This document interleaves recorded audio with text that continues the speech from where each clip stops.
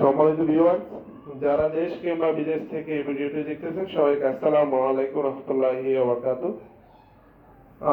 যারা প্রবাসে আছেন দীর্ঘদিন থেকে আপনি জন্ম নিবন্ধন ভুলক্রমে 2 থেকে 3 দিক মানে একের অধিক করে ফেলছেন। এখন অনেক ক্ষেত্রে আপনি এনআরই সংশোধনে যাওয়ার জন্য যখন অ্যাপ্লাই করেন তখন সার্ভার থেকে আপনাকে একটা মেসেজ দিয়ে দেয়, রেড মেসেজ। সেটা হচ্ছে আপনার জন্ম নিবন্ধন একের অধিক করা আছে, আপনার সেই কারণে সংশোধন দেওয়া হচ্ছে না। তো এই ধরনের কারো যদি সমস্যা পড়েন দয়া করে আমার সাথে যোগাযোগ করার চেষ্টা করবেন। ইনশাআল্লাহ আমি যতটুকু পারি আপনাদেরকে সহায়তা করব কিভাবে আপনি সার্ভার থেকে রিমুভ করতে পারবেন এবং সাকসেসফুলি আপনি যেটি আপনার নিজস্ব বোর্ড অফিসে নিবন্ধন আছে সেটাকে আপনি সচল রাখতে পারেন।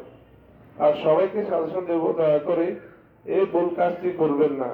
কারণ আপনি 2টি 3টি যদি জন্ম নিবন্ধন করে ফেলেন তখন সার্ভারের সমস্যার কারণে আপনাকে সেটা কন্টিনিউসলি রাখতে পারবেন না বা সমস্যায় পড়ে যাবেন।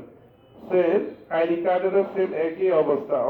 অনেকে দ্রুত আপনার এনআইডি কার্ড করে থাকেন, অনেকে ঢাকাতে করছেন, ঢাকার বাইরে করছেন, নিজস্ব এলাকাতে করছেন। এভাবে 3-4টি থাকলে আপনি সমস্যায় পড়বেন।